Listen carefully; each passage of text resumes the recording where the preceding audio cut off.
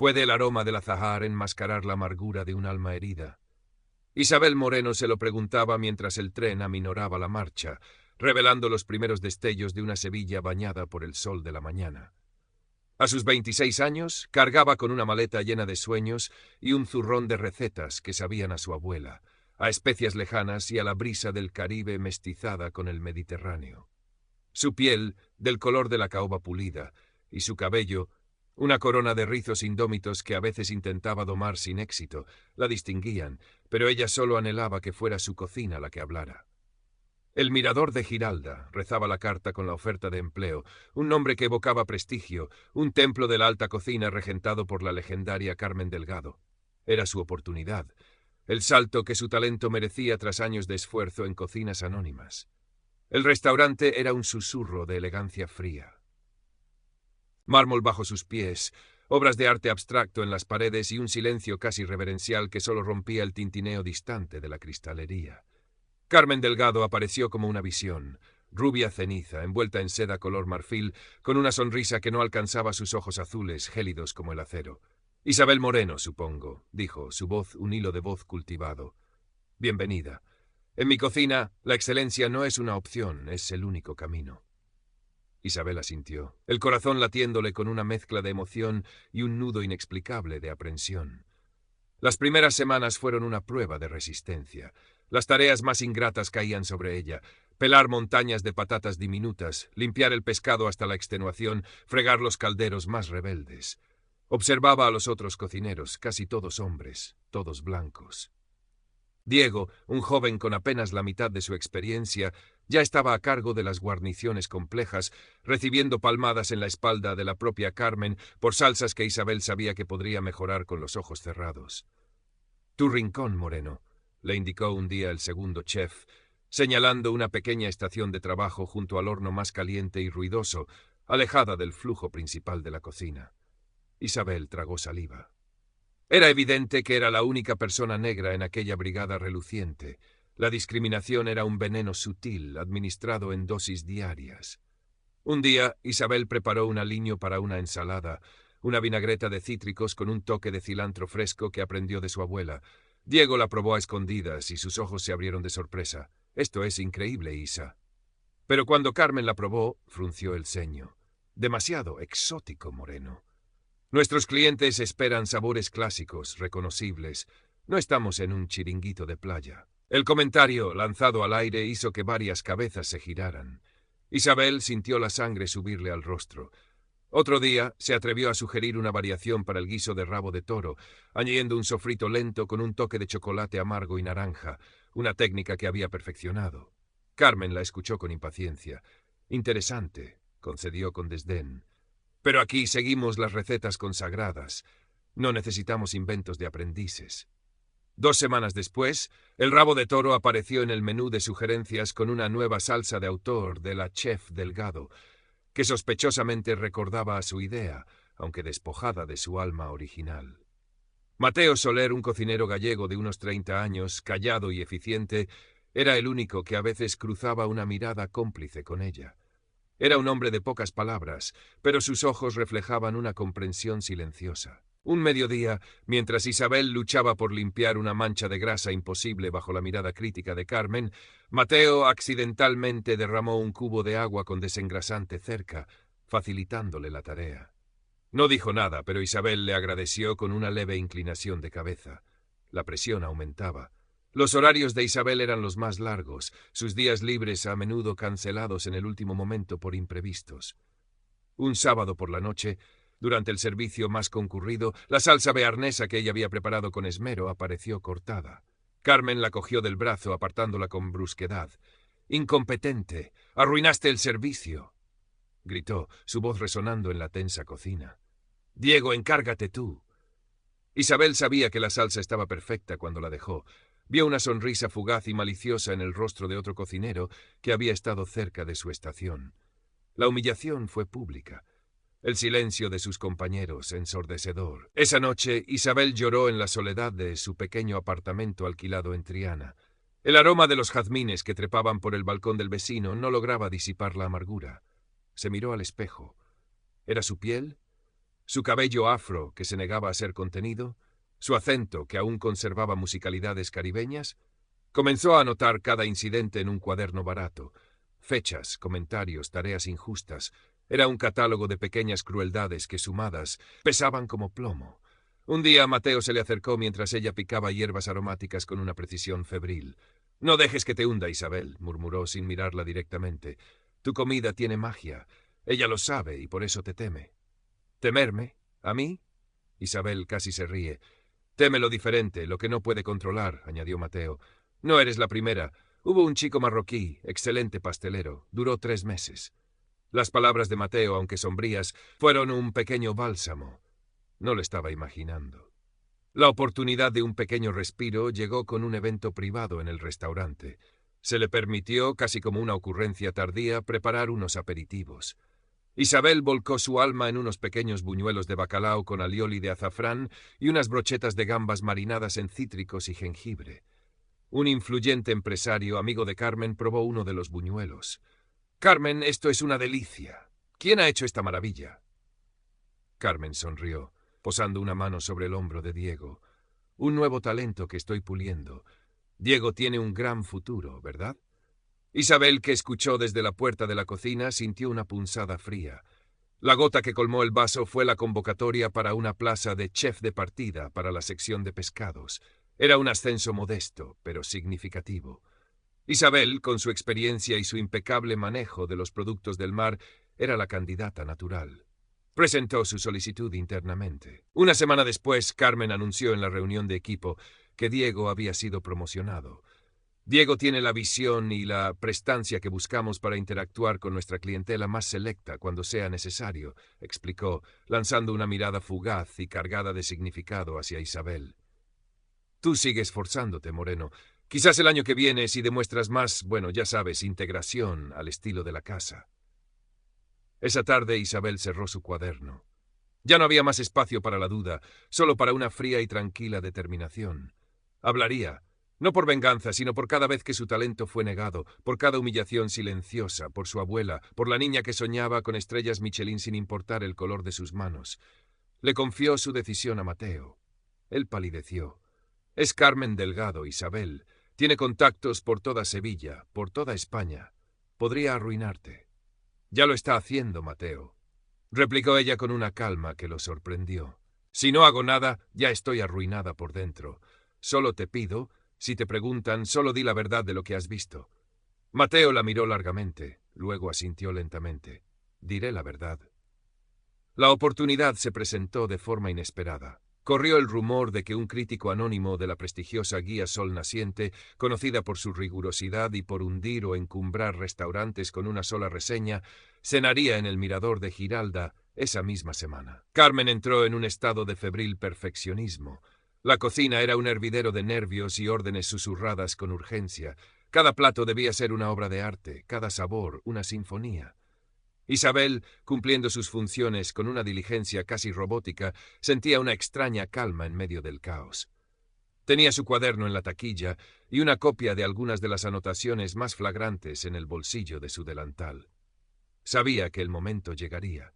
El viernes por la noche, el restaurante bullía de actividad. Carmen, vestida con un elegante traje de chaqueta negro, supervisaba cada detalle desde el pase. Sus ojos de halcón no perdonaban el más mínimo error. Se rumoreaba que el crítico ya estaba sentado en la mesa 7, la más discreta, con vistas a los jardines iluminados. A mitad del servicio, cuando la presión estaba en su punto álgido, Carmen llamó a Isabel. «Moreno, la comanda de las 7, el rodaballo. Quiero que lo files tú delante de mí. Ni un solo error, ¿entiendes?» Era una prueba, una forma de mantenerla bajo control, de recordarle su lugar incluso en la noche más importante. Isabel asintió.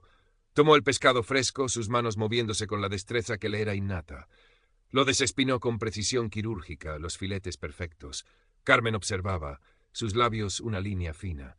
Cuando Isabel terminó, antes de que Carmen pudiera decir nada, la joven chef respiró hondo.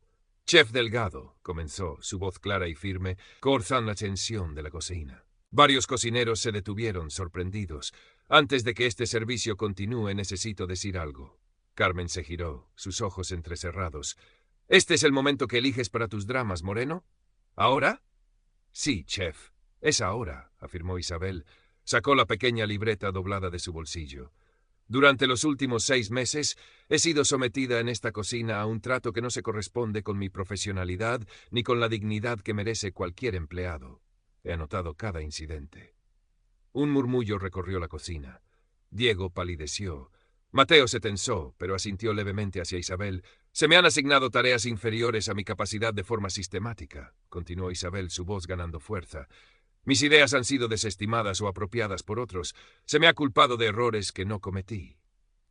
Se me ha negado la oportunidad de ascender en favor de compañeros con menos experiencia y cualificación, con excusas que apenas disimulan un prejuicio basado en, bueno, usted sabe en qué. Miró directamente a Carmen, cuyo rostro comenzaba a enrojecer bajo su impecable maquillaje. «¡Pero qué insolencia!», siseó Carmen. «¿Te atreves a acusarme a mí, en mi propia cocina, de esas estupideces? Eres una incompetente que busca excusas para tus fallos». «No son excusas, chef, son hechos», replicó Isabel, abriendo la libreta. «El 15 de marzo, la salsa bearnesa que desapareció y por la que fui humillada. El 2 de abril, mi propuesta para el rabo de toro, que luego apareció modificada en su menú. La promoción de Diego, cuando mis evaluaciones de rendimiento, si se hubieran hecho con justicia, eran superiores. Esto es absurdo, una sarta de mentiras de una empleada resentida». Carmen intentó arrebatarle la libreta, pero Isabel la sostuvo con firmeza. «Mateo», dijo Isabel, volviéndose hacia él, «¿recuerdas el incidente de la salsa bearnesa? ¿Viste quién estuvo cerca de mi estación antes de que se estropeara?»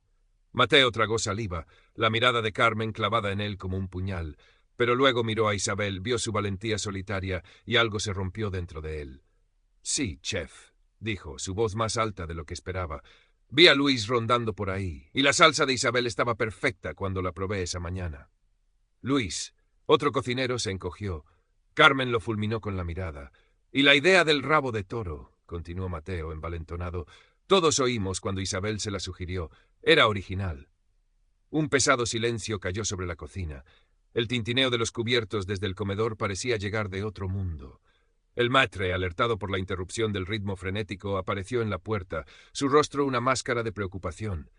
«Chef Delgado, ocurre algo. La mesa 7 pregunta por...». Carmen lo interrumpió con un gesto brusco. Su rostro era una tormenta de furia contenida. Sabía que la situación se le estaba escapando de las manos. La posible presencia de un crítico anónimo la hacía vulnerable. Una escena así podría ser desastrosa. «Silencio todos», ordenó, su voz temblando ligeramente. Se volvió hacia Isabel. Sus ojos eran 2 esquirlas de hielo. «Moreno, estás despedida. Recoge tus cosas y lárgate de mi restaurante ahora mismo. Y ni se te ocurra intentar manchar el nombre del Mirador de Giralda con tus fantasías. Tengo los mejores abogados de Sevilla». Isabel la miró, y por primera vez no vio a una figura omnipotente, sino a una mujer asustada, aferrada a un poder construido sobre cimientos injustos. Sintió una punzada de algo parecido a la lástima, pero la ahogó rápidamente. «No necesito manchar nada, chef», dijo con una calma que sorprendió a todos, incluso a sí misma. «La verdad tiene su propia manera de salir a la luz». Guardó su libreta.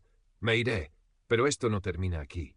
Recogió su pequeño cuchillo de oficio, el único objeto personal que guardaba en la cocina, y caminó hacia la salida de personal, la cabeza alta. Mateo le dedicó un breve y solidario asentimiento. Al cruzar el umbral, el aire fresco de la noche sevillana la golpeó como una liberación. El aroma de los naranjos cercanos era dulce y penetrante. Por primera vez en meses respiró profundamente sin sentir un peso en el pecho. El miedo por el futuro era real, pero la sensación de haber recuperado su voz, su dignidad, era mucho más poderosa. Los días que siguieron fueron una mezcla de incertidumbre y actividad febril. Con el apoyo moral de Mateo, quien le proporcionó una declaración jurada detallando lo que había presenciado, Isabel contactó con el Sindicato Andaluz de Trabajadores y con una asociación local de lucha contra la discriminación racial. La abogada del sindicato, una mujer enérgica llamada Lucía, escuchó su historia con atención y le aseguró que tenía un caso sólido por despido improcedente y posible acoso laboral por motivos raciales. La noticia del incidente en el Mirador de Giralda comenzó a filtrarse en los círculos gastronómicos de Sevilla. Nadie sabía exactamente qué había pasado. Pero los rumores sobre el carácter difícil de Carmen Delgado y un supuesto escándalo en la cocina cobraron nueva vida. La reseña de la guía Sol Naciente, cuando finalmente se publicó, fue tibia. Elogiaba la técnica de algunos platos, pero señalaba una atmósfera de tensión palpable en el servicio y una dirección de cocina que parecía más preocupada por la imagen que por la armonía del equipo. No hubo estrellas nuevas para Carmen ese año. Isabel, mientras tanto, no se quedó quieta. Usó sus pequeños ahorros para alquilar un puesto en un mercado gastronómico emergente en el barrio de Alameda de Hércules. Con una pequeña plancha, un par de fogones y la ayuda de Mateo los fines de semana, comenzó a cocinar sus propias creaciones. Arepas rellenas de guisos con sabor a su tierra, tapas andaluzas con un giro caribeño, postres que eran pura poesía. Lo llamó Raíces Nómadas. Al principio los clientes eran pocos, pero la calidad de su comida, la pasión que ponía en cada plato y su sonrisa genuina comenzaron a atraer a la gente. Un bloguero gastronómico local, intrigado por los rumores sobre su salida del Mirador, probó su comida y escribió una reseña entusiasta, elogiando su valentía culinaria y su fusión de mundos con un sabor auténtico. Mencionó sutilmente su pasado en un conocido restaurante del centro, donde su talento no había sido plenamente reconocido. Poco a poco, Raíces Nómadas se convirtió en un pequeño secreto a voces. Isabel trabajaba incansablemente, pero por primera vez lo hacía para sí misma, en sus propios términos. Un día, mientras preparaba un ceviche de corvina con leche de tigre de maracuyá, levantó la vista y vio a Lucía, la abogada, acercándose a su puesto con una sonrisa. «Tenemos noticias del juzgado de lo social, Isabel», dijo Lucía. «Han admitido a trámite la demanda, y Carmen Delgado ha ofrecido un acuerdo extrajudicial, una indemnización considerable y una carta de recomendación neutra». Isabel se secó las manos en el delantal. Pensó en Carmen, en su restaurante lujoso pero frío. La indemnización le vendría bien para invertir en Raíces Nómadas. La carta de recomendación era irrelevante. Su mejor carta de presentación era la comida que salía de sus manos, el brillo en los ojos de sus clientes. «Aceptaremos la indemnización, Lucía», dijo finalmente, «pero no quiero su carta. Mi recomendación está aquí». Señaló su pequeño puesto, el bullicio de la gente, el aroma de sus guisos. «Y diles que la parte de la no divulgación del acuerdo no estoy tan segura de aceptarla. Hay historias que merecen ser contadas». Lucía sonrió con complicidad. «Entendido, chef». Esa tarde, mientras el sol se ponía sobre Sevilla, tiñendo de oro la Giralda a lo lejos, Isabel sirvió su último plato del día a una pareja de turistas que la miraban con admiración. Se sintió cansada, pero con una paz profunda. El camino era largo y lleno de desafíos, pero ya no caminaba a la sombra de nadie. Tenía su voz, su arte y sus raíces, y eso descubrió. Era el sabor más auténtico del triunfo.